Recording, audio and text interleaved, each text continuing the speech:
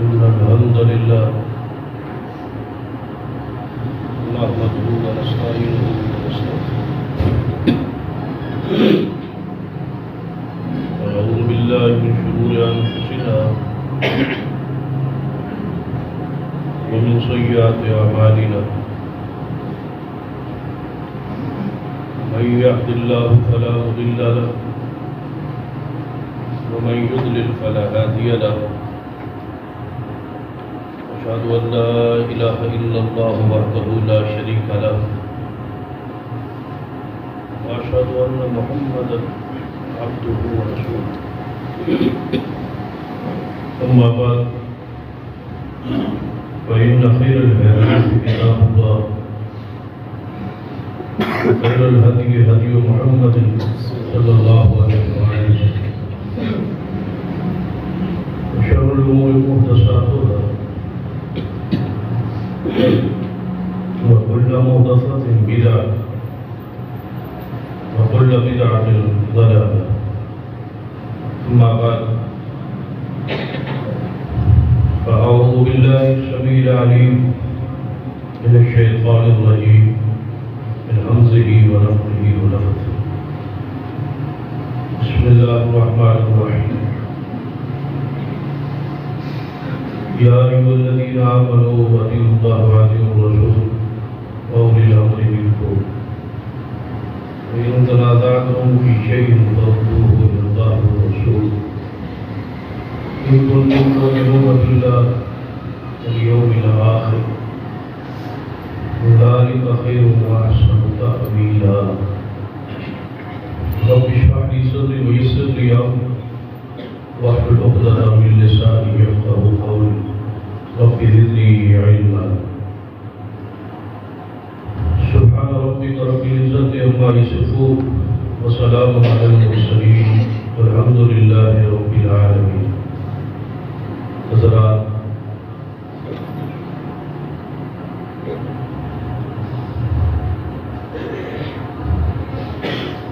گزشتہ کئی خطبات سے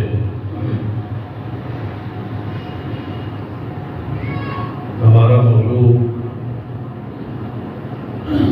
سلسلہ وار چل رہا ہے.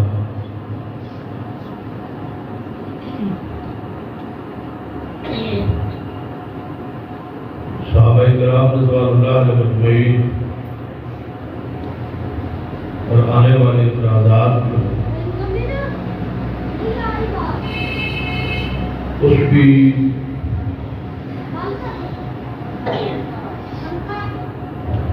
قرآن و سنت کی روشنی میں جو حیثیت یا جو اہل سنت کا موقف ہے صحابہ کرام رضوان اللہ علیہ مجمعین کے حوالے سے ان کی عظمت، شان اور ایمان کا دفاع وہ بیان بہت سارے خطبات سے جاری ہے. لیکن آپ کی علم ہے کہ ہماری سنت جو ہے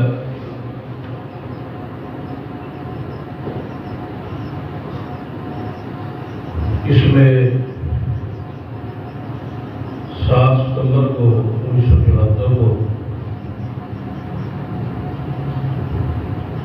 قادیانیت مرزائیت کے خلاف ان کو کافر قرار دیا گیا. اس مناسبت سے پاکستان میں بالخصوص ماہ ستمبر میں عقیدہ ختم نبوت اس کے تقاضے اور مرزائیت قادیانیت کا رد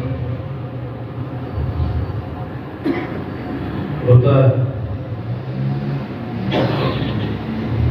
اس موقع مناسبت کے حوالے سے میں نے بھی مناسب سمجھا کہ آج چند گزارشات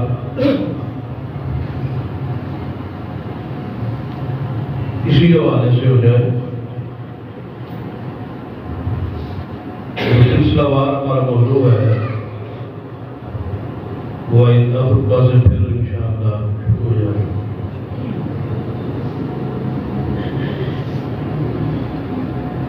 قرآن پاک کی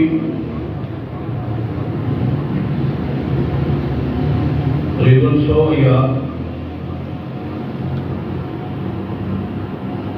اور اسی طرح تقریباً 200 احادیث اس بات پر گواہ ہے محمد مصطفیٰ صلی اللہ علیہ وسلم آخری نبی آخری رسول. آپ کے بعد قیامت تک کسی پر نبوت رسالت نہیں ملے گی. آپ کی بھی رسالت قیامت تک جاری رہے. ختم نبوت کا یہ معنی نہیں ہے کہ نبوت ختم ہو چکی ہے. نبوت جاری ہے اور محمد مصطفیٰ کی جاری ہے. ختم نبوت کا معنی یہ ہے کہ آپ کے بعد قیامت تک اللہ تبارک و تعالیٰ کسی شخص کو نبی اور رسول نہیں بنائے گا. یہ زمانہ قیامت تک کے لیے رسول اللہ کا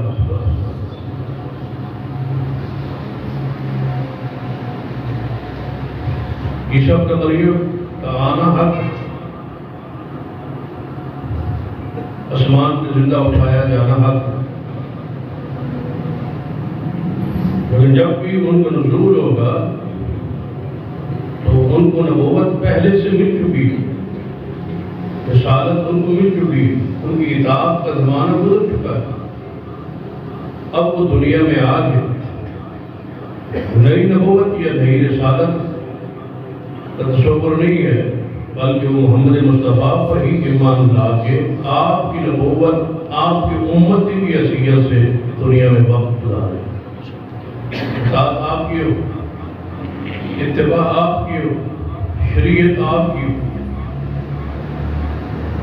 جب عیسیٰ ابن مریم جیسی ہستی و شخصیت دنیا میں آ کے رسول اللہ صلی اللہ علیہ وسلم کے غلام اور امت کی ٹھہرے تو اور کون ہے جو آپ کے بعد نبوت کا دعویٰ کرے اور آپ کی نبوت کا سلسلہ ہی سکہ جاری.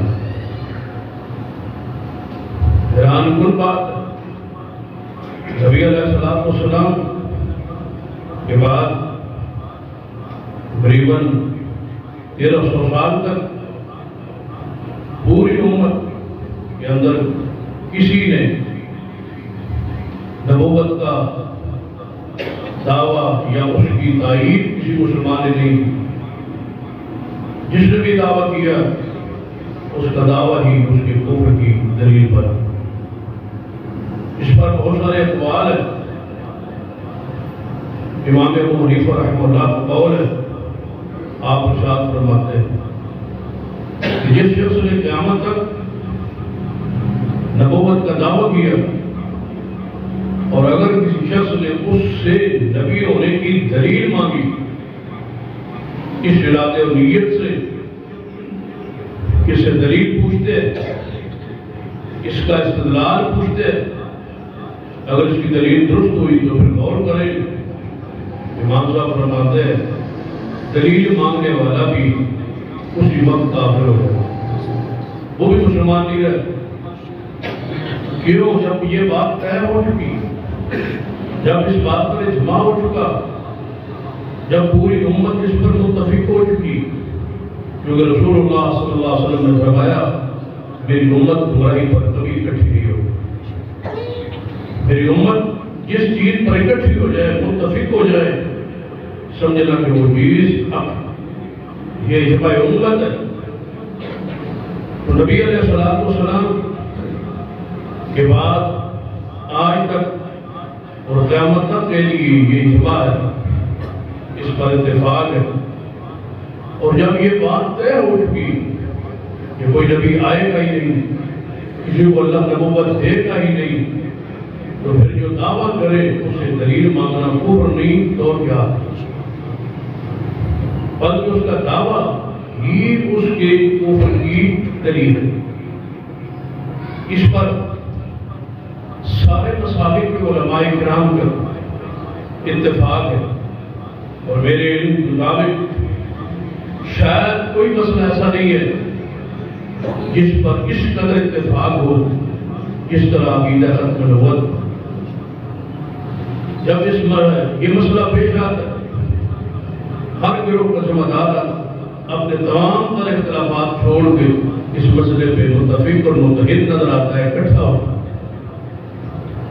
ایسے لگتا ہے جیسے ایک جان ہے، ایک نظریہ ہے، اور اس میں کوئی شک اور شبہ ہے، اور اس پر ان کو اپنے انجام تک پہنچانے پر تمام مسالک کو علماء کا مل کے جو کوشش ہے اس کو بیان کرنا، اس کو تازہ رکھنا، یہ ہمارے بعد میں آنے والوں کی ذمہ داری۔ یہاں یہ جنگ نہیں کہ کون تھا جس نے زیادہ کام کی۔ ہمارے اکثر ختم نبوت کے حوالے سے جو جلسے ہو ان میں اس بات پر زیادہ زور دیا جاتا کہ ہم نے زیادہ کام کیا، دوسروں نے کام زیادہ نہیں کیا، ہم نے سب سے زیادہ نہیں۔ ہماری یہ تاریخ ہے، ہماری یہ تاریخ ہے۔ شاید اس وقت ضعیف خوش ہے کہ یہ اسی پر بس اور اسی پر الجھاؤ رکھے کہ کون کس نے زیادہ کام کیا ہے۔ آج وہ کیا کر رہے ہیں اور ہم کیا کر رہے ہیں، ذمہ داری کس پر ہے، کس پر کام کیا ہے۔ وہ اسلاف تھے، اکابرین تھے، اس پر بہت سارا کام سارے مسالک کو علماء نے کیا، جس نے جو کیا اپنی آخرت کے لیے اس پر سب کو کی تحسین کرتے ہوئے، ان کا ذکر خیر کرتے ہوئے آج جس چیز کی ضرورت ہے اس پر زیادہ زور دینا چاہیے۔ اس بات میں کوئی شک نہیں کہ سارے علماء کرام کا اس مسئلے میں کوئی نہ کوئی ایسی خدمت موجود ہے جس میں دوسرا شریک نہیں ہے۔ اس حوالے سے چند گزارشات تاکہ یہ ذہن سے بات نکلے کہ عقیدہ ختم نبوت مسلمانوں کا اجماعی اتفاقی عقیدہ ہے، اس پر محنت کرنا ہر مومن اور مسلمان پر فرض لازم و ضروری۔ یہ انتہائی سنجیدہ معاملہ ہے، اتنا سنجیدہ ہے کہ نبی علیہ السلام کے پاس وہ نجد کا مسیلمہ جو تھا، جسے مسیلمہ کذاب کہا ہے،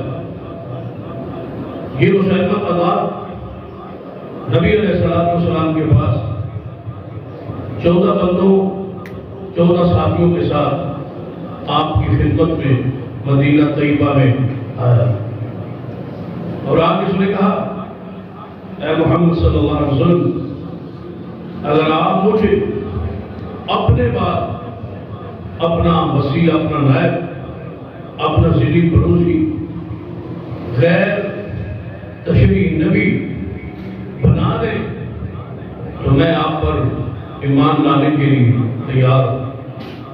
نبی علیہ السلام کے ہاتھ مبارک ایک کھجور کے درخت کی ٹہنی، آپ نے فرمایا تو مجھ سے نبوت کا سوال کرتا ہے، میں محمد مصطفیٰ صلی اللہ علیہ وسلم تجھے یہ ایک ٹہنی، ایک شاخ یہ دینے کے لیے بھی تیار نہیں،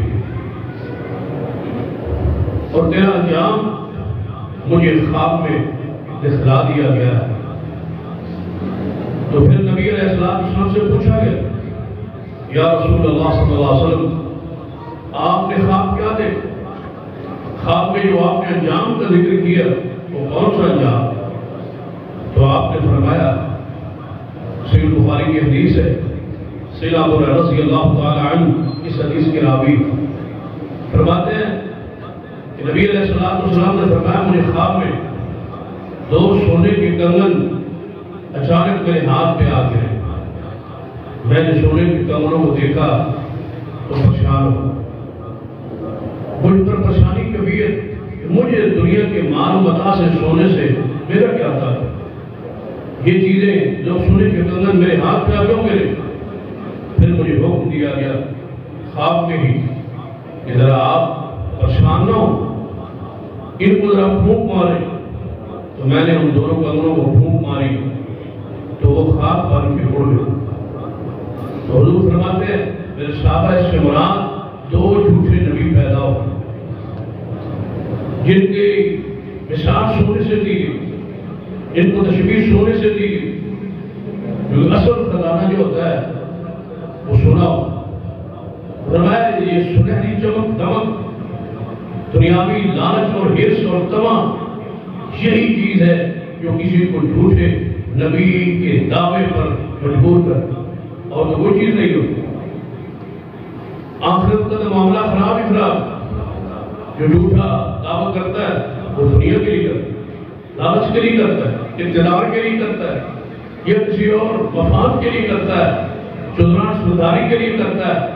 جو وہ اپنا مرید اللہ دائرہ میں لا کر اپنا سکہ منوانے کی کوشش کرتا ہے تو لہذا صرف دنیا ہی جو کہ تقاضا ہے اس کا چاہتی دنیا ہے.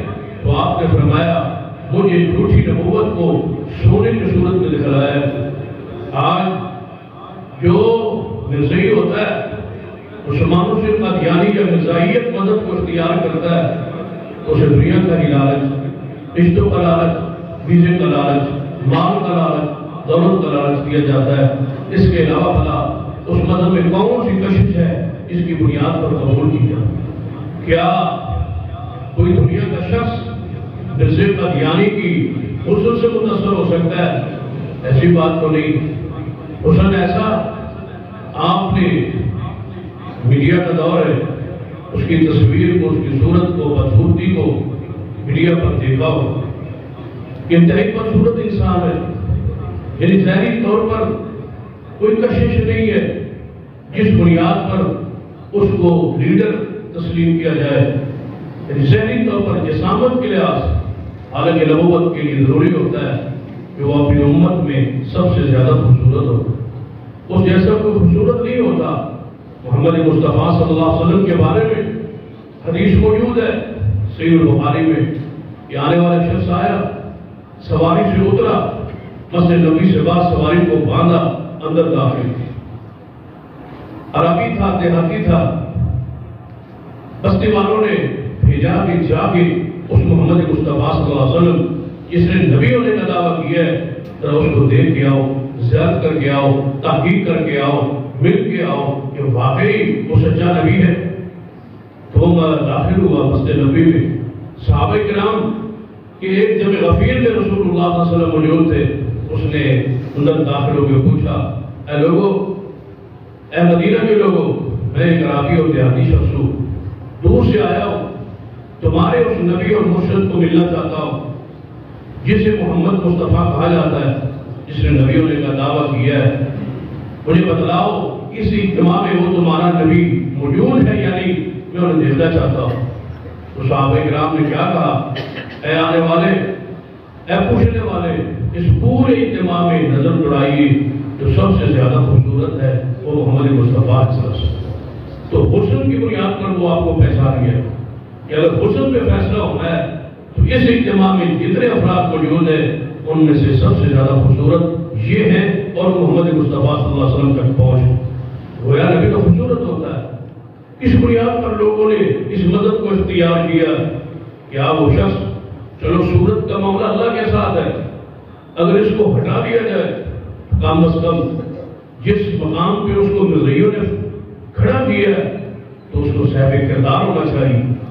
کیونکہ نبی علیہ السلام نبوت کا یہ خاصہ ہے کہ بچپن سے لے کر آخری لمحہ تک نبی معصوم رہے، گناہوں سے پاک رہتے، گناہوں سے دور رہتے.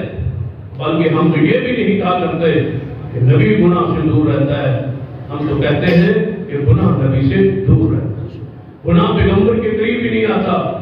اللہ تعالیٰ ان کو محفوظ رکھتا ہے، معصوم رکھتا ہے، معمول رکھتا ہے، بچاتا ہے، گناہ ادھر نہیں آتے۔ شیطان کے وسوسات اس وجود نبوت پر اثر انداز نہیں ہو سکتے، یہ خاصہ نبوت ہے۔ لیکن بزرگ کو آپ دیکھ لیں کیا وہ صاحب کردار تھا، نبی علیہ السلام کی ذات تو اس قدر صاحب کردار کہ آپ نے اعلان نبوت سے پہلے، توحید کی دعوت دینے سے پہلے، قولوا لا الہ الا اللہ کہنے سے پہلے فرمایا تھا کہ اے مکے والو فقد لبثت فیکم عمرا من قبلہ افلا تعقلون، مجھے ایک عرصہ تم میں گزر گیا ہے، 40 سال میری عمر گزر گئی ہے، بتاؤ میری زندگی میں کوئی نقص دیکھا ہو آپ نے، کوئی کمی دیکھی ہو، کبھی میں نے کوئی جھوٹ بولا ہو، کبھی کوئی میں نے خیانت کی ہو، کوئی گناہ میرے حوالے کرتے ہو تو پیش کرو۔ تو سب نے کہا تھا محمد مصطفیٰ صلی اللہ علیہ وسلم ہم نے آپ کو ہمیشہ صادق اور امین ہی پایا، اور آپ کے اندر کوئی گناہ اور کوئی غلطی ہم نے نہیں دیکھی جس کو ہم پیش کر سکیں۔ تو مرزا قادیانی صاحب کردار نہیں ہے تو پھر آخر لوگ کیوں اس کو قبول کرتے ہیں سوائے لالچ کے؟ اور کیا ہو سکتا صاحب کردار تو اس قدر کہ آپ حیران ہو گئے، دنیا کا کوئی عیب، کوئی نقص، کوئی گناہ ایسا نہیں ہے جو اس کے وجود میں موجود نہ ہو اور ثابت نہ ہو۔ اور یہ حیران کن بات، چلو ایک لیڈر ہوتا ہے تو اس کے اندر کچھ نہ کچھ تو خوبیاں ہوتی ہے، لیکن خوبیوں کے لائق وہ شخص کیسے ہو سکتا ہے جس کے اندر ہر عیب، ہر نقص موجود ہے؟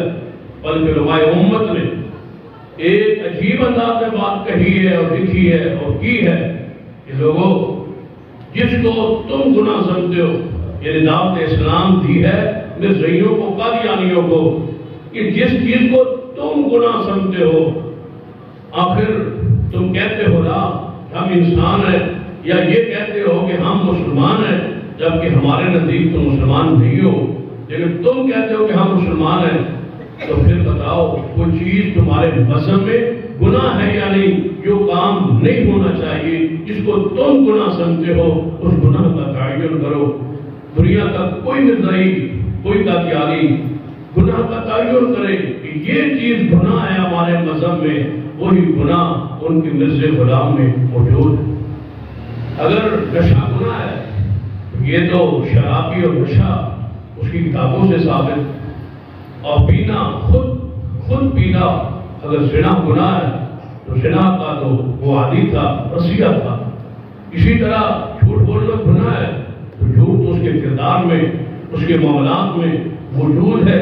ایک نہیں 20 ہو، ایک تو ہوتا ہے اعلان سے پہلے، نبی تو اعلان نبوت سے پہلے بھی پاک ہوتا ہے، لیکن وہ پہلے جتنا گندا تھا اس سے زیادہ گندا نبوت کے نعوذ باللہ دعوے کے بعد نکلا، یعنی کردار پہلے بھی خراب تھا، بعد میں اس سے زیادہ خراب تھا۔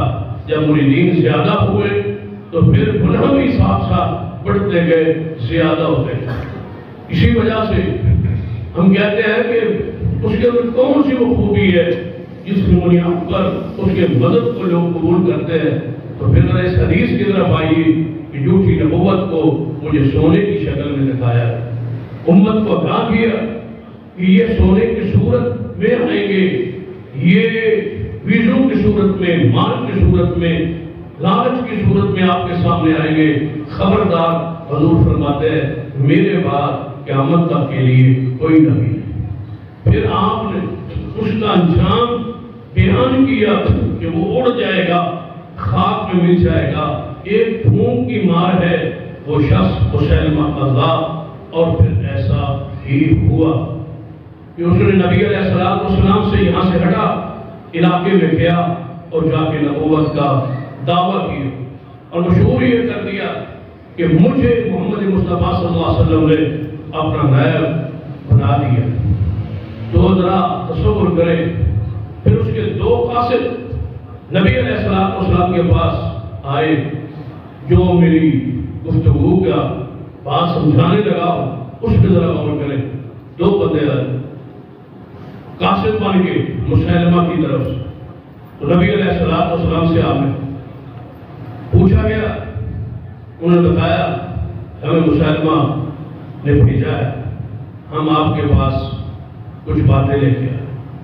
حضور نے فرمایا وہ باتیں چھوڑے، وہ سارے معاملات چھوڑے، صرف یہ بتلائیں کہ مسلمہ کے بارے میں تمہارا اپنا عقیدہ کیا ہے۔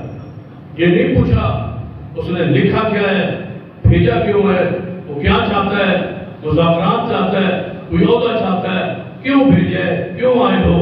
صرف حضور نے یہ پوچھا تم یہ بتلاؤ کہ تم جس کے طرف سے آئے ہو تم اس کو سمجھتے کیا۔ انہوں نے کہا کہ ہم اس کو نعوذ باللہ وہی سمجھتے ہیں جو وہ کہتا ہے، یعنی اس کو نبی اور رسول سمجھتے ہیں۔ نبی علیہ السلام نے سنن ابی داؤد کی حدیث ہے، آپ نے ارشاد فرمایا کہ اگر یہ قانون نہ ہوتا کہ کاسٹوں کو قتل نہیں کیا جاتا، اگر یہ قانون اسلام میں نہ ہوتا تو میں تم دونوں کی گردنیں اتار دیتا، تمہیں قتل کروا دیتا۔ کوئی مطالبہ نہیں، دلائل کا کوئی بات نہیں کہ اسمبلی میں پاس ہوگی، قانون دیکھیں گے، سوچیں گے، مشاورت کریں گے، نہیں، بغیر کسی حجت کے حضور نے فوری فرمایا اگر قاصد کو قتل نہ کرنے کا قانون نہ ہوتا تو میں تم دونوں کو قتل کر دیتا، اس لیے کہ محمد مصطفیٰ کے بعد قیامت تک کے لیے کوئی نبی نہیں۔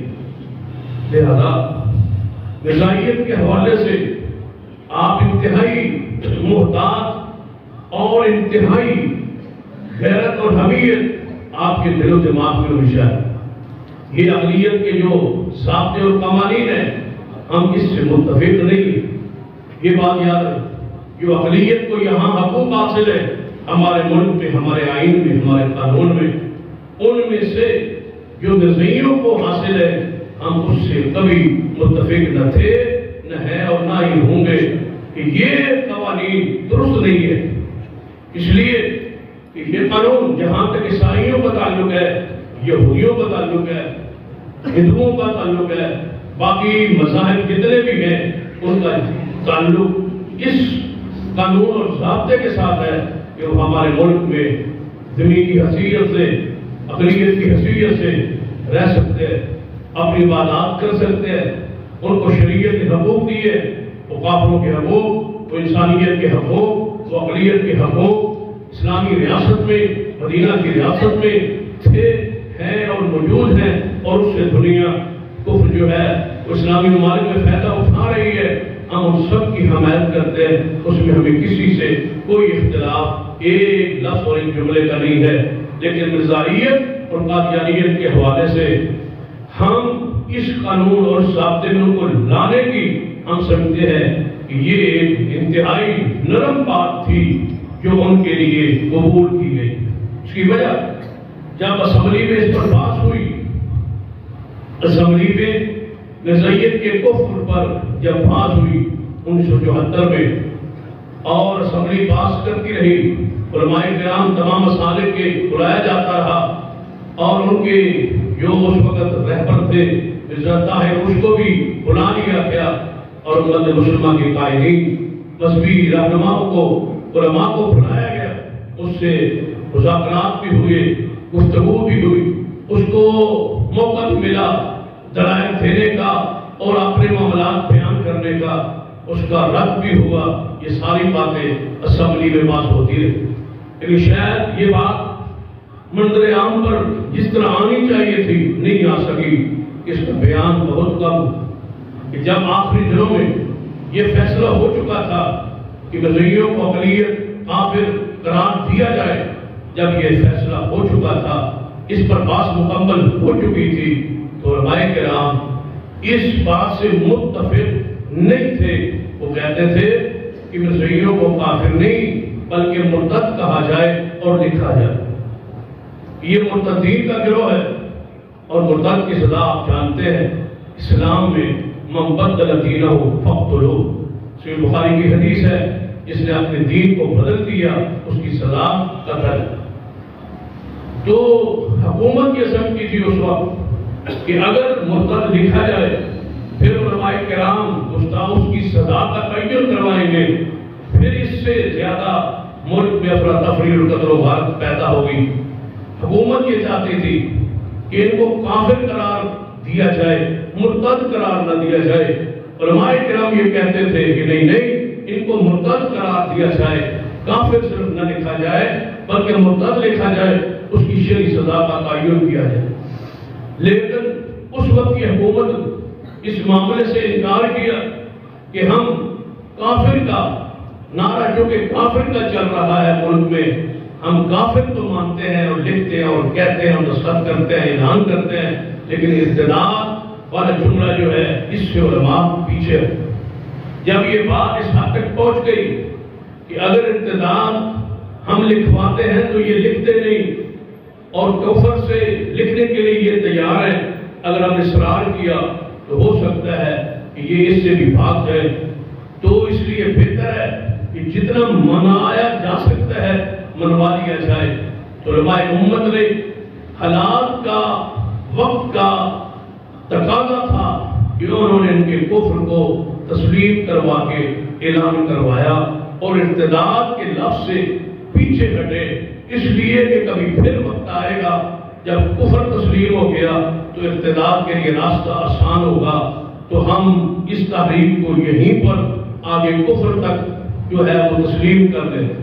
تسلیم کر لیا گیا، اعلان ہو گیا 7 ستمبر 1974 کو اعلان ہو گیا، وہ کافر قرار پا گئے، لیکن ساتھ ساتھ اقلیت کے حقوق ان کو حاصل ہو، جبکہ وہ اقلیت کے حقوق کے حقدار نہیں۔ لوگ ہمیں کہتے کہ جب وہ کافر ہو گئے، کافر قرار پا گئے، پھر لڑائی کس بات کی ہے، جھگڑا کس بات کا ہے، اختلاف کس بات کا ہے؟ تو سن لیجئے، وہ کافر صرف نہیں ہے، وہ ارتداد کا مسئلہ ہے، وہ زندیق کا مسئلہ ہے۔ زندیق کا حکم اور ہوتا ہے، کافر کا حکم اور ہوتا ہے۔ یہ بات یاد رکھے، عیسائیوں کی طرح یہ کافر نہیں ہے، یہودیوں کی طرح یہ کافر نہیں ہے۔ کافر وہ ہوتا ہے جو اپنے مذہب کو، اپنے کفر کو تسلیم کرے۔ اب یہاں کسی بھی یہودی ہندو سے یا عیسائی سے پوچھے کہ آپ مسلم ہیں، وہ کہے گا میں مسلم نہیں ہوں، میں عیسائی ہوں، میں یہودی ہوں، میں سکھ ہوں، میں ہندو ہوں۔ اپنے مذہب کو فخر سے وہ بیان کرے گا اور مسلم نہ ہونے کا اعلان کرے گا۔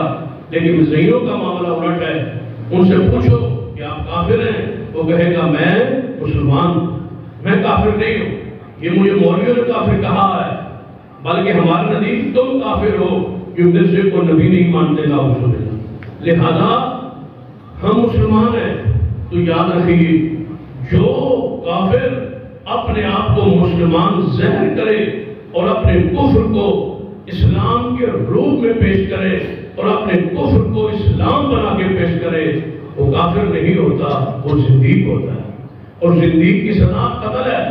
اس لیے ہم کہتے ہیں کہ ان کے ساتھ زندیقین کا معاملہ ہے۔ حکومت یہ کہتی ہے، حالات یہ کہتے ہیں کہ ان کے ساتھ کفر کا معاملہ کریں، ہم یہ کہتے ہیں کہ نہیں، ان کے ساتھ زندیقین والا معاملہ کریں کہ یہ لوگ زندیق ہیں۔ زندیق کی سزا قتل ہے۔ زندیق کے ساتھ اٹھنا بیٹھنا، کھانا پینا، خوشی غمی معاملات سارے کے سارے نہیں کیے جا سکتے۔ عیسائیوں کے ساتھ، یہودیوں کے ساتھ، سکھوں کے ساتھ، ہندوؤں کے ساتھ، دیگر کفار کے ساتھ انسانیت کے سارے حقوق ان کو حاصل ہے۔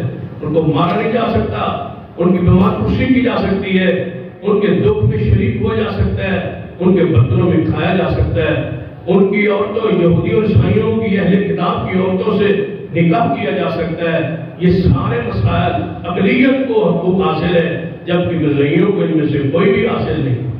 ان کو مسلمان نہیں کہا جا سکتا، ان کو السلام علیکم نہیں کہا جا سکتا، ان کو اپنی دکان سے سودا نہیں دیا جا سکتا، اور ان کی فیکٹری اور دکان کو اپنے فائدے کے لیے کاروبار کے استعمال نہیں کیا جا سکتا۔ ان کی دکان پر ملازمت نہیں کی جا سکتی، ان کو اپنی دکان پہ ملازم نہیں رکھا جا سکتا۔ وہ مر جائیں تعزیت نہیں ہو سکتی، جنازہ نہیں ہو سکتا۔ اگر وہ کہیں مرے یا زخمی بھوگے پڑے ہوں، ان کو اٹھا کے مدد نہیں کی جا سکتی۔ ان کے ساتھ کوئی سلوک انسانیت والا نہیں کیا جا سکتا، اس لیے کہ وہ زندیق ہے۔ لیکن ہمارے معاشرے میں وہ پھیلے ہوئے، ہم یہ چاہتے ہیں کہ یہ نفرت ہر مسلمان کے دل میں پیدا ہو، کہ مرزئی کون ہے، ان کی حیثیت کیا ہے، ان کو عام کافروں جیسے نہ سمجھا جائے۔ عیسائی آپ کے پڑوس میں ہو، انسانیت کا حسن سلوک کریں، اس کی مدد کریں، اس سے تعاون کریں، لیکن مرزائیوں کے ساتھ ایسا سلوک نہیں ہو سکتا۔ وہ زندیق کے حکم میں ہے اور ان کی اولاد بھی مرتدین اور زندیق کے حکم میں ہے۔ ان کے ہمارے حصے کا کام ابھی باقی ہے۔ ہمارے اسلاف، ہمارے قائدین، تمام مصالح کے وہ اپنے حصے کا کام کر گئے، ہمارے حصے کا وہ چھوڑ گئے ہیں کہ ہم نے ان کو اگلے زمرے میں لے جانا ہے، کفر سے آگے ارتداد کے زمرے میں لے جانا ہے۔ اس کے لیے وقت قربانیوں کا تقاضا کرتا ہے، اس کے لیے ہمیں محنت کرنا ضروری ہے۔ آج پھر میں ایک عالم کا بڑا پیارا قول پڑھ رہا تھا، انہوں نے بڑی پیاری بات لکھی کہ اگر کسی کافر کو مسلمان نہیں بنا سکتے تو کم از کم مسلمانوں کو کافر ہونے سے بچا لو۔ جو مسلمان کفر میں جا رہے ہیں، مرزائیت مذہب کو اختیار کر رہے ہیں، شاید آپ کہیں کہ ویسے ہی تقریروں کی بات ہے، حقائق نہیں ہے، ایسی بات نہیں ہے۔ آج بھی جائیں، بے شمار ایسے تھانے سرگودا بھی موجود ہے جہاں انہوں نے درخواستیں دی ہے۔ مرزائیوں نے مسلمان ہو کے مرزائی بن کے درخواستیں دی ہے کہ مجھے یہاں تنگ کیا جا رہا ہے، میں یہاں سے مجھے قتل کی دھمکیاں دی جا رہی ہے، جھوٹے مسلمان پر پرچے کروا رہے۔ اس طرح یہ مسلمان پرچہ کرواتا ہے دوسرے بندے سے پیسے لے کر کہ میرے خلاف تھانے میں آپ درخواست کریں کہ یہ بندہ مرزائی ہے اور اپنے مذہب کی تبلیغ کر رہا ہے۔ پھر کیا ہوگا؟ جب میرے خلاف پرچہ کٹ جائے گا، مجھے پوچھا جائے گا تو میں ضمانت کروا کے اس پرچے کی جو اس FIR کی جو کاپی ہے میں وہ کسی بھی جناب یورپی ملک کی جو یہاں پر سفارت خانوں میں پیش کروں گا کہ میں مرزائی ہوں، میں مرزائی مذہب اختیار کر چکا ہوں، یہاں مجھ پہ پرچے درج ہو رہے ہیں، میری جان کو خطرہ ہے، لہذا مجھے ویزا دیا جائے۔ تو اس کو ویزا لگتا ہے اور جا کے باہر آپ نے کہتا ہے میں ہوں مسلمان، لیکن لکھتا اپنے آپ کو مرزائی۔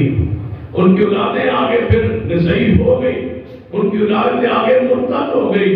ایسے بیسیوں واقعات ہمارے ضلع میں موجود ہے جو مسلمانوں نے اپنے آپ کو مرزائی تصور کیا، لکھا، کہا، مانا، پھر وقت آیا کہ وہ مسلمان نہ رہے۔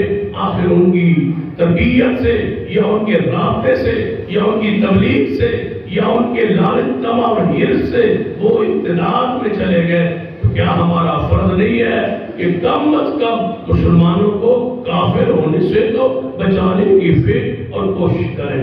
لہذا اس کے بارے میں اپنے دل میں وہ نفرت پیدا ہو کہ یہ لوگ مسلمان نہیں مرتدین کے زمرے میں آتے ہیں، ان سے وہی نفرت ہو جو محمد مصطفیٰ صلی اللہ علیہ وسلم نے صحابہ کرام نے پیش کی تھی۔ جب حضور دنیا سے گئے، مسیلمہ کذاب اس نبوت کے دعوے میں موجود تھا، تو نبی علیہ السلام کے خلیفہ خلافت حضرت صدیق رضی اللہ تعالیٰ عنہ نے ان کے خلاف لشکر تیار کیا۔ وہ لشکر تیار ہونے لگا تو لوگوں نے روکا کہ وہ مسیلمہ ہے، وہ کہتا ہے سنا کلمہ پڑھتا ہے، صدیق نبی نبیوں نے کہا تابعدار ہے، آپ اس کے خلاف اتنا لشکر تیار کر رہے ہیں، فرمایا یہ لشکر جائے گا، اور آپ نے اعلان کیا ذرا اس پہ غور کریں تاکہ آپ کو جھوٹے نبیوں کی نبوت کا جو کفر ہے وہ واضح ہو۔ صدیق نے خطبہ دیا اس لشکر کو جو مسیلمہ کذاب کے بے کے لیے، اس کے قتل کے لیے جا رہا تھا، خطبہ دیا اور فرمایا اے مجاہدین اسلام، آپ کسی ایسے عیسائی، یہودی یا کسی اور کافر کی طرف نہیں جا رہے، آج آپ اس شخص کی طرف جا رہے ہیں جس نے محمد مصطفیٰ کی نبوت کے ساتھ اپنے نبیوں نے اعلان کیا ہے، لہذا یہاں کافروں کا اصول الگ ہو۔ عام کافروں کے بارے میں نصیحت کیا تھی کہ وہاں جا کے بچوں کو نہیں مارنا، عورتوں کو قتل نہیں کرنا، بوڑھوں کو نہیں مارنا، اور جو بندہ دوڑ پڑے جنگ نہ کرے اسے قتل نہیں کرنا، فصلوں کو، درختوں کو، مکانوں کو، جانوروں کو نقصان نہیں پہنچانا۔ یہ اسلامی تعلیمات ہے جہاد کے اندر۔ لیکن جب مسیلمہ کذاب کے لیے لشکر نکلا تو صدیق نے کیا فرمایا کہ یہاں اور معاملہ ہے، کسی ان کے بوڑھے کو، عورت کو، بچے کو، فصلوں کو، مکانوں کو، جانوروں کو بھی نہیں چھوڑنا، کچھ نہ رہے وہاں، سب کچھ قتل کر۔ یہ صدیق نے فتویٰ جاری کیا تھا کہ عورتوں کو لونڈیاں بنا کے یہاں نہیں لانا، وہی قتل کر دیں، بوڑھوں کو نہ چھوڑنا، بچوں کو نہ چھوڑنا، ان کی عورتوں مردوں کو نہ چھوڑنا، جو لڑے اسے مارنا، جو نہ لڑے اسے مارنا، ان کے مکانوں کو ڈھا دینا ہے، گرا دینا ہے، کچھ نہ رہے۔ یہ صدیق کا فتویٰ ہے اس گروہ کے خلاف جو نئی نبوت کا دعوت۔ یہاں تو سارے وہ اقلیت کے حقوق حاصل، یہاں تو وہ کلیدی عہدوں پر بیٹھے، کون سا محکمہ ہے جہاں وہ دنیا میں موجود نہیں ہے، بلکہ اعلیٰ ترین عہدوں پر ہے، بہت زیادہ تعداد میں ہے۔ تو اس لیے یہ قانون، جب جو قانون ہے اس پر بھی عمل نہیں ہوتا۔ اسلام یہ کہتا ہے، آئین ہمارا یہ کہتا ہے کہ وہ کلیدی عہدوں پہ نہیں جا سکتے، لیکن وہ چلے گئے، اسلام کے روپ میں چلے گئے، وہ حج پر نہیں جا سکتے، کیونکہ مرزا نے یہ لکھا ہے کہ آپ بیت اللہ کے حج نہ بھی جائیں تو میرے قادیان میں آ کے حج کر دیں۔ تو اس لیے جب وہ حج کے بھی گستاخ ہے، بیت اللہ کے بھی گستاخ ہے، مدینہ طیبہ کے بھی گستاخ ہے، اس کی ساری تشریح گوئیاں جتنی اس نے کی تھی ساری غلط ثابت ہوئی ہے۔ اس پر تو بہت ساری ہمارے علماء امت نے کتابیں لکھی ہے، سینکڑوں کی تعداد میں کتابیں موجود ہیں مرزا کے حوالے سے، اس کے کردار اور اس کے عقائد، اس کے جھوٹ، اس کے جگہ کتنی تشریح ہوئی ہے، غلط ثابت ہوئی ہے، وہ تو کئی فتوات کے متقاضی ہے۔ آپ حیران ہوں گے، ہمارے ایک شیخ ہے ڈاکٹر بہاؤالدین حافظ اللہ جو لندن میں مقیم ہے، انہوں نے صرف اہل حدیث علماء کی تعریف کو ختم نبوت کے حوالے سے درج کیا ہے۔ پھر ذرا غور سے سننا، ڈاکٹر حافظ اللہ نے لندن میں بیٹھ کر صرف باقی علماء کرام مسالک جو علماء تھے وہ کریں، صرف علماء اہل حدیث کا قاعدہ ختم نبوت مرزائیت کے رد پر جو خدمات ہیں اس پر 74 جلدوں پر کتاب لکھ دی۔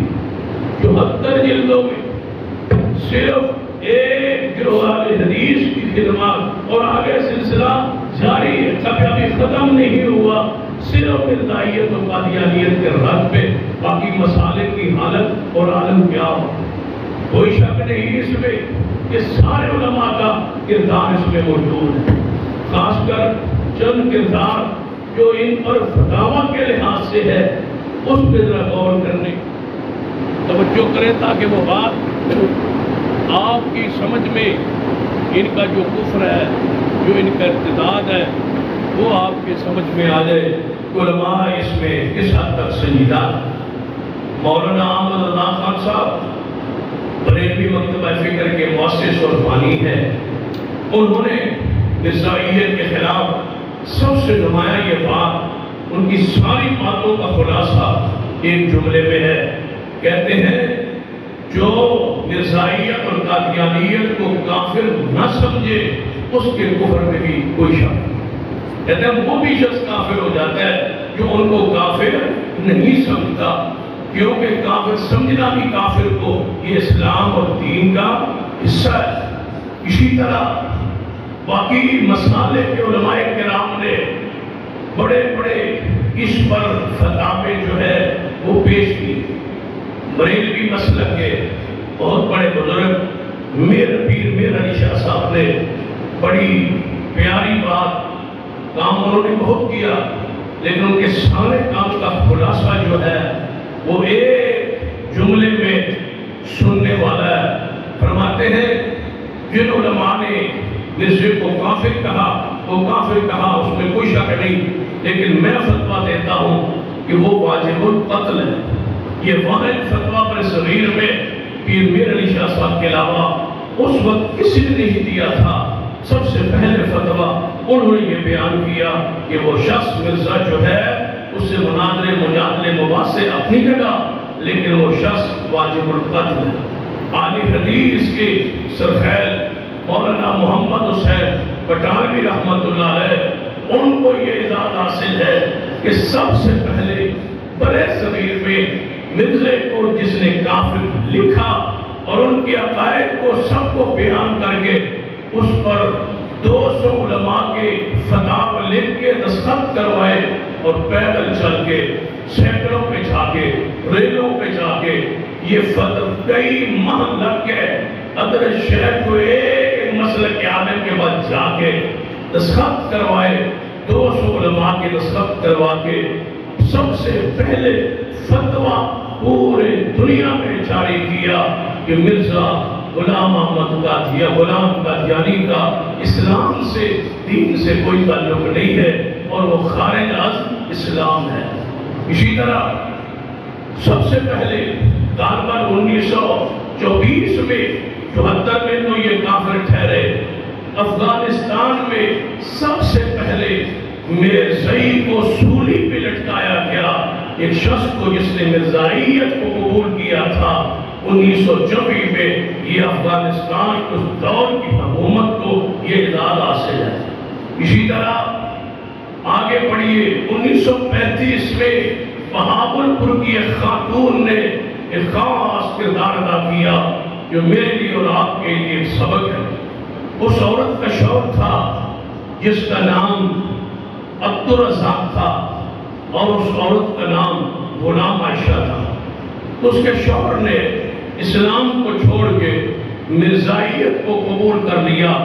عورت اس کو سمجھاتی رہی شوہر کو، وہ نہ مانا تو عورت نے بہاولپور کی عدالت میں جناب قاضی کے سامنے اکبر خان منشی اکبر خان تھا، اس کی عدالت میں کیس دائر کیا کہ میرا شوہر مرزائی ہو چکا ہے، میں مرزے کو اور اس کے ماننے والوں کو مسلمان نہیں سمجھتی، لہذا میرا نکاح اس سے قائم نہیں رہ سکتا، مجھے اس سے الگ کیا جائے۔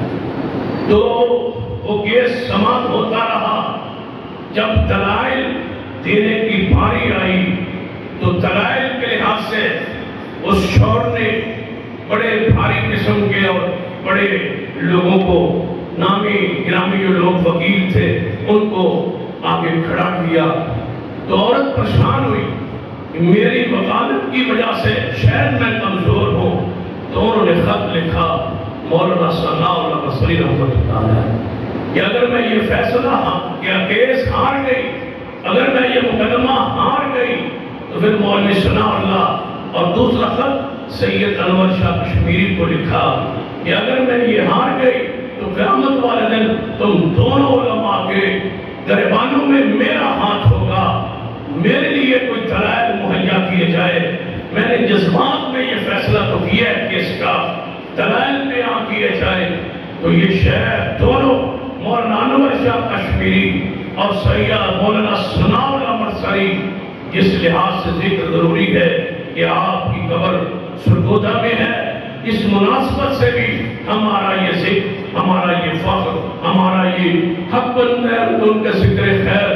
جب عقیدہ ختم نبوت آئے، مرزائیت کا تعاقب آئے، کیونکہ یہ 28 سال کے تھے تو مرزے نے اپنی تحریروں میں یہ کہہ دیا تھا کہ مجھے اس جوان ثناء اللہ نے پریشان کر دیا، اس دن کا ذکر کرتا تھا اپنی ہر تحریر و تقریر میں، اس نے مجھے پریشان کیا ہے، اور وہ کہتا تھا کوئی قادیان میں آ کے مجھ سے مناظرہ کرے، میں اس مقام پر ہوں، سٹیٹس ہے کہ میں کہیں نہیں آؤں گا۔ قادیان میں آئے، مسئلہ کیا تھا؟ قادیان میں آئیں گے، میری کثرت اور چوتھراٹ ہے، یا اس کو مار پیٹ کے بھگا کے فتح کا اعلان کریں گے۔ سارے علماء کہتے تھے قادیان میں نہیں جانا چاہیے، تو مولوی ثناء اللہ مرسری اکیلے قادیان میں پہنچ گئے اور اپنی مسجد میں بیٹھ کے مرزے کو پیغام بھیجا کہ مولوی ثناء اللہ آپ کے تعاقب کے لیے، مناظرے کے لیے، مباہلے کے لیے قادیان میں آ گیا۔ تو اسی لیے انہیں فاتح قادیان کہا جاتا ہے۔ مرزا باقی نکلا، پھر گفتگو نہیں کی، اس لیے انہیں فاتح قادیان کہا جاتا ہے، اور بالاتفاق سارے علماء امت نے انہیں فاتح قادیان لکھا ہے، فاتح قادیان کہاں ہے، فاتح قادیان انہیں تسلیم کیا ہے۔ یہ لقب اعزاز اللہ کی زمین پر اور کسی کو حاصل نہیں ہے۔ جو یہ احساس مولوی ثناء اللہ مصری رحمۃ اللہ علیہ کو حاصل ہے۔ پھر امرتسر سے چلے، مولانا انور شاہ کشمیری دیوبند سے چلے اور بہاولپور پہنچے۔ بہاولپور کئی مہینے ٹھہرتے رہے، دلائل عدالت میں آتے رہے، بیان کرتے رہے، اور پھر عدالت نے 1935 میں فیصلہ کیا کہ غلام عائشہ مسلمان خاتون ہے، مرزائی مذہب اس کا شور اختیار کرنے والا، جس دن سے یہ مرزائی ہوا ہے اس دن سے یہ نکاح ختم ہو چکا ہے، یہ کافر ہے اور یہ مسلمان ہے۔ یہ 1935 میں فیصلہ ہو گیا تھا۔ پھر اس غلام عائشہ کو جب یہ نکاح ان کا ختم ہوا بذریعہ عدالت، تو ان کے ساتھ نکاح اہل حدیث کے سرخیر محدث العصر شیخ سلطان محمود جلال پور پیر والے بہت بڑے ہمارے محدث تھے، انہوں نے اس عورت سے دوسرا نکاح کیا اور ان کے بدن سے ان کی اولاد ہوئی۔ یہ بھی اعزاز اہل حدیث کے شرف میں، عزت میں اور فخر میں اضافہ کیا۔ ایک تاریخ کا یہ نکاح حصہ بنا۔ اس کے بعد اپریل 1974 میں رابطہ عالم اسلامی مکہ مکرمہ میں تقریباً 140 علماء پر مشتمل تقریباً 150 کے قریب جو ہے وہ تنظیموں کے سربراہان اکٹھے ہوئے، اور پاکستان سے پہلے ان کو اپریل میں، یہاں ستمبر میں، وہاں اپریل میں مرزائیت کے کفر پر اور ان کے پر مہر لگا دی گئی، انہیں کافر تسلیم کر لیا گیا، اور اسلامی ملکوں سے درخواست کی گئی مرزائیوں پر بحث ہو اور ان کو کافر مرتد قرار دیا جائے۔ یہ رابطہ عالم اسلامی کا فیصلہ ہوا 140 مندوبین کی دستخطوں سے۔ یہی فیصلہ پاکستان کی اسمبلی میں انہیں کافر قرار دلوانے کے لیے اس نقل کو وہاں سے منگوا کے اسے ہی بطور تائید اور تصدیق جو ہے، اور اس کو بطور ثبوت پیش کیا گیا اس تحریر کو جو مکہ مکرمہ میں پیش ہوئی۔ سعودی عرب نے اسلامی ممالک میں سب سے پہلے انہیں کافر قرار دیا، اور اس کا سبب اور اس کی وجہ ایک اشارہ کرتا ہوں کہ عربی زبان میں، اردو میں تو تھا، دیگر زبانوں میں بھی تھا، لیکن عربی زبان میں قادیانیت کا تعارف نہیں تھا۔ تو ہمارے ہی قائد علامہ احسان رضوی شہید رحمۃ اللہ علیہ وہاں یونیورسٹی میں مدینہ پاک میں زیر تعلیم تھے، آپ نے وہاں ایک کتاب تحریر کی عربی زبان میں، القادیانیہ کے نام سے ایک کتاب لکھی۔ دوران تعلیم آخری سال میں آپ تھے، جب کتاب مکمل ہوئی تو استاد جی سے پیش کی، مفتی اعظم ابن عباس رحمۃ اللہ علیہ ان سے پیش کے سامنے کتاب پیش کی گئی، انہیں سنائی گئی، انہیں سنی کتاب کو فرمایا اس کو چھاپ دیں۔ جب چھاپنے کا فیصلہ ہوا تو اب نام لکھنا تھا، احسان اللہ سعید اس کا مصنف ہے، تو نیچے لکھنا کیا تھا کہ مدینہ یونیورسٹی کا یہ طالب علم ہے یا فاضل ہے۔ تو شیخ علامہ احسان رضوی شہید رحمۃ اللہ علیہ فرماتے ہیں، میں نے استاد جی سے پوچھا کہ یہاں کیا لکھنا ہے؟ اگر طالب علم لکھتے ہیں تو اس کتاب کی وہ حیثیت نہیں رہے گی کہ طالب علم نے لکھی ہے، اگر یہاں فاضل ہو جامعہ کا تو اس کی یہ حیثیت پڑ جائے گی، یا فراغت کے بعد لکھی جائے۔ ابن باز رحمہ اللہ نے کہا احسان رضوی رحمۃ اللہ علیہ کو کہ آپ فاضل ہونے سے پہلے یہاں میرے حکم سے فاضل لکھ دیں۔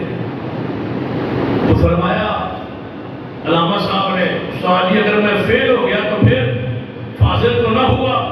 فرمایا احسان رضوی اگر تم فیل ہو گیا نا تو میں مدینہ یونیورسٹی کو بند کر دوں گا۔ یہ کیسے ہو سکتا ہے کہ آپ فیل ہو جائے، آپ ناکام ہو جائے؟ آپ نے یہ کتاب لکھی، پھر چھاپی۔ علامہ شہید فرماتے ہیں کہ جب میں یہ کتاب مکمل کی تو میں مسجد نبوی میں تھا، کتاب تو مکمل کی، وہیں لیٹ گیا تو کیا دیکھتا ہوں آنکھ لگ گئی کہ صدیق و عمر صحابہ کرام کے جمع غفیر میں حضور علیہ السلام موجود ہے۔ مجھے زیارت ہوئی۔ فرماتے ہیں پھر فجر کی اذان کا وقت تھا تو اچانک آواز اذان تو اٹھا، پورا خواب جا کے استاد جی کو سنایا، فرمان لگے کہ یہ تیری کتاب اللہ نے قبول فرما دی ہے۔ یہ القادیانیہ جو آج عرب کے یونیورسٹیوں میں شامل نصاب ہے، القادیانیہ، اس کتاب کو علامہ شہید رحمت اللہ علیہ نے لکھا۔ یہ تاریخ ہے مرزائیت کے حوالے سے تمام علماء اسلام کی، علماء دین کی۔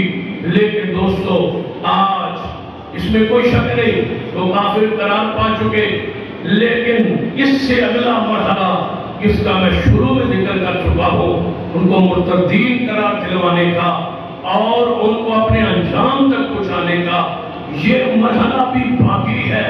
سعودی عرب کے بعد اور سب سے پہلے آزاد کشمیر کی اسمبلی پہ انہیں کافر تسلیم کیا گیا، پھر 7 ستمبر 1974 کو ملک پاکستان ان کو کافر تسلیم کیا گیا، پھر اس کے بعد کئی اسلامی ممالک، انڈونیشیا میں آج بھی ان کے کفر پر باس کا سلسلہ اسمبلی میں جاری ہے، برسا برس سے جاری ہے، لیکن ابھی فیصلہ نہیں ہوا۔ ایک تو یہ کوشش امت مسلمہ پر فرض ہے کہ پورے دنیا میں ان کے کفر کی تحریک، کافر دلوانے کی تحریک کا سلسلہ جاری رہے۔ دوسرے مسلمانوں پر لازم ہے ان کے ساتھ بائیکاٹ، جب بائیکاٹ ہوگا تو پھر ان پر سوچنے پر مجبور ہوں گے کہ ہم نے کیا کیا ہے۔ لہذا بائیکاٹ اسلام سمجھ، دین سمجھ کے آپ اپنے آپ پر واجب کریں، فرض کریں، لازم کریں کہ ہم نے کسی مرزائی سے دعا سلام، تعلق، محبت، رشتہ تو دور کی بات ہے، وہ تو ہے ہی کفر کا معاملہ، لیکن اس سے پیچھے جو تعلقات جس کو ہم معمولی سمجھتے ہیں، آنا جانا، دکھ سکھ، کاروبار، معاملات، دکان ان کی ہو، بازار میں ان سے سودا سلم کی خرید، یہ ساری چیزیں حرام ہیں جب تک ان کی مسلمان پابندی نہیں کریں گے۔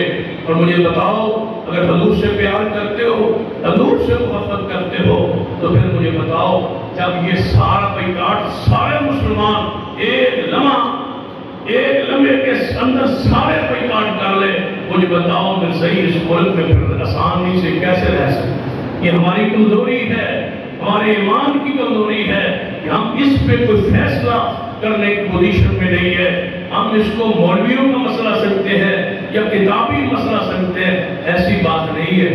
سیدنا واشی رضی اللہ تعالی عنہ جب مسلمہ کو قتل کیا تھا نا، تو قتل کر کے کھڑے ہو کے فرمایا تھا، واہ اللہ، آج میں نے امیر حمزہ کو احد میں شہید کیا تھا، کافر ہو کے، آج میں نے مسلمان ہو کے مسلمہ کو قتل کر کے آج بدلہ چکا دیا ہے، مجھے امید ہے اللہ حمزے والی غلطی میری معاف کر کے اللہ مجھے اس کے بدلے جنت عطا کرے۔ یہ تصور اسود انسی یمن میں تھا، اسے نبوت کا دعویٰ کیا۔ سیدنا فیروز دہلوی رضی اللہ تصحابی رسول ہیں، انہوں نے اپنی ہمشیرہ کے ذریعے اس کے گلے میں داخل ہو کے قتل کیا، اس کو ہمشیرہ کے ذریعے اندر داخل ہوئے اور قتل کر کے، تو سویرے جب پتہ چلا کہ اسود انسی جھوٹا نبی ہو، نبوت کا دعویٰ کرنے والا یمن والا قتل ہو گیا، تو پتہ ہے پھر کیا ہوا؟ فیروز کہتا ہے میرا دل چاہا میں یہاں سے بندہ بھیجوں جو مدینے میں حضور کو اطلاع کرے، فرمایا میں نے سویرے بندہ بھیجنے کا فیصلہ کیا، لیکن ادھر حضور نے فجر کے بعد صحابہ کو درس دیا، فرمایا میرے صحابہ مبارک ہو، یمن میں اسود انسی جنہیں جھوٹے نبوت کا دعویٰ کیا تھا وہ قتل ہو گیا ہے، یا رسول اللہ آپ کو کیسے پتا چلا؟ فرمایا جب وہ قتل ہوا اسی وقت آسمان سے جبریل بتانے آیا تھا۔ یمن والا قاصد ابھی سوچ رہا ہے بھیجنے کا، لیکن یہاں جبریل آ کے بتلاتا ہے، مبارک جبریل دیتا ہے کہ آپ کے اس پروانے، آپ کے اس صحابی نے اسود انسی کو قتل کر دیا ہے۔ اور یاد رکھے یہ عظیم معاملہ ہے، ان پر ساتھ لڑنا، یا یہ جنگ ہو رہی تھی نا مسلمہ کے ساتھ، ایک عجیب واقعہ آپ کو سناؤں تو سیدنا ثابت بن قیس رضی اللہ عنہ یہ اسی جنگ میں شہید ہوئے۔ جو علماء نے لکھا ہے نا کہ تقریباً 260 سے کم سارے صحابہ شہید ہوئے، تبوک میں، احد میں، بدر میں، حنین میں، جہاں جہاں مار کے غزوات ہوئے، ٹوٹل 260 سے زیادہ صحابہ شہید نہیں ہوئے، لیکن مسلمہ کے خلاف عقیدہ ختم و تحفظ کے لیے ایک ہی جنگ میں 1200 صحابہ شہید ہوئے۔ لہذا یہ کوئی معمولی معاملہ نہیں ہے۔ ثابت بن قیس رضی اللہ تعالیٰ عنہ یہ اس جنگ میں شریک ہے۔ جب وہ مسلمہ کذاب کا ایک بدبخت ساتھی آیا، اس نے تلوار ماری، ان کی ٹانگ کو کاٹ دیا، ٹانگ ان کی الگ ہو گئی۔ جب ٹانگ الگ ہوئی تو دیکھا کہ اس کے ہاتھ سے تلوار گر گئی ہے، اس نے تلوار ماری، ٹانگ بھی کاٹ دی، تلوار بھی گر گئی، تو ٹانگ کو اٹھا لیا ثابت، اپنی ٹانگ کٹی کو اٹھا کے اس سے اس کو مارنا شروع کیا۔ پہلے وہ واصل جہنم ہوا، پھر ثابت خون بہنے سے شہید ہو گئے۔ دیکھ لو، اپنی ٹانگ کو ہتھیار بنا دیا صحابی رسول نے اس گستاخ کو مارنے کے لیے۔ یہ انجام ہے، یہ انجام ہے ان گستاخوں کا، اور یہ جو ہے جذبات ہے مسلمانوں کے، صحابہ کرام کے، ان لوگوں کے خلاف جنہوں نے جھوٹی نبوت کا دعویٰ کیا ہے۔ جب مرزے کے بارے میں اسمبلی میں بات ہو رہی تھی تو ایک شعر پر بات ختم ہوئی، جس پر میں ختم کرنا چاہوں گا۔ مرزے کے بارے میں ایک شعر پڑھا گیا اسمبلی میں، قومی اسمبلی میں، کہ اس نے مرزے کے ایک حواری نے یہ لکھا کہ محمد صلی اللہ علیہ وسلم کی گستاخی کرتے ہوئے لکھا کہ محمد جس نے دیکھنا ہو، محمد پہلے سے پڑھ کے شان میں، تو وہ دیکھ لے مرزے کو قادیاں میں۔ جب یہ لکھا اور اس کو اسمبلی میں پیش کیا گیا کہ یہ شعر بتاؤ حضور کی گستاخی ہے یا نہیں، تو مرزے کا وہ پڑپوتا جو وہاں ہوتا وہ جہاں اسمبلی میں وہ مرزا ناصر جو باس کر رہا تھا، جب اس کے سامنے یہ شعر پیش کیا گیا تو اس نے کہا یہ شعر ہے ہی نہیں، ہماری کسی کتاب میں نہیں ہے، اگر یہ پیش کر دیا جائے تو میں اپنے کفر پر تسلیم کر لوں گا۔ اس پر فیصلہ ٹھہر گیا۔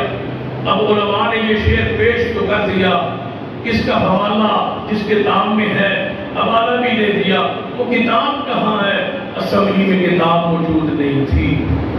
رات کو راجہ مدار راولپنڈی میں مولانا غلام اللہ خان صاحب جو مکہ فکر کے بڑے شیخ تھے، ان کے مدرسے میں علماء کا اجلاس دلائل وہاں دیتے تھے، تیاری ہوتی تھی، سویرے اسمبلی میں آتے تھے، وہاں رات کو بحث ہوئی کہ یہ کتاب کس کے پاس ہے، تو پورے ملک میں رابطہ کیا گیا کہ سویرے اسمبلی میں یہ کتاب پیش کرنی ہے،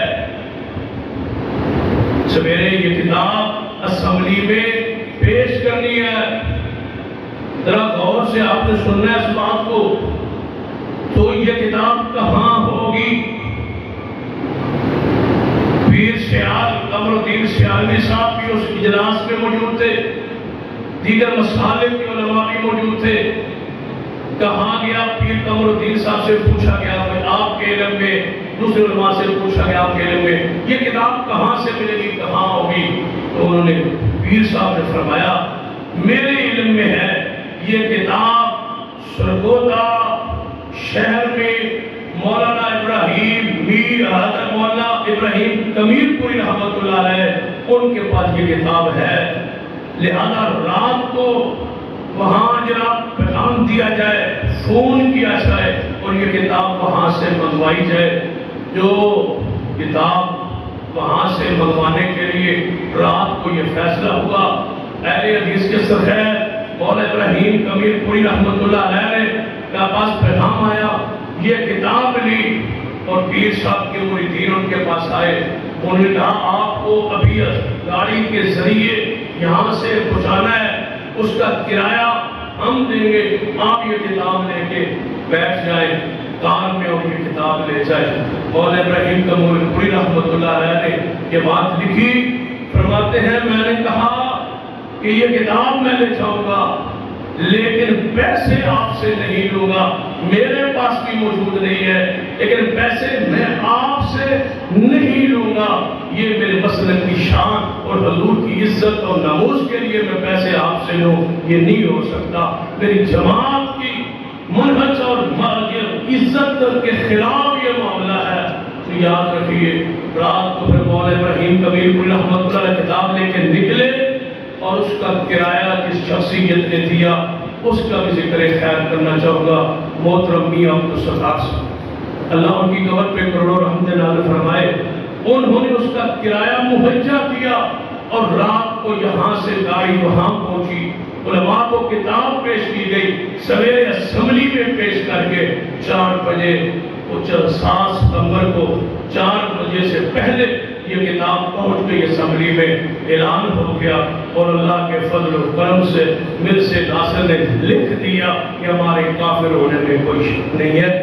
یہی کتاب بنیاد بنی ان کے کفر پر آخری اعلان کی، جو اس وقت کے وزیر اعظم ذوالفقار علی بھٹو نے اعلان کیا۔ تو یہی بنیاد، یہی کتاب، یہی شعر، یہی حوالہ جو یہاں سے گیا، اس کے وجہ سے یہ کافر قرار پائے۔ ان تمام تاریخی حقائق کو بیان کرنا ہمارے لیے حق ہے، ہم پر فرض ہے، ہم اس تحریک کو آگے بڑھائیں، اور انشاءاللہ یہ تحریک آگے بڑھتی رہے گی۔ وقت آئے گا انشاءاللہ میں صحیح اپنے انجام کو پہنچیں گے۔ اقول قولی ھذا واستغفر اللہ لی ولکم ولسائر المسلمین وآخر دعوانا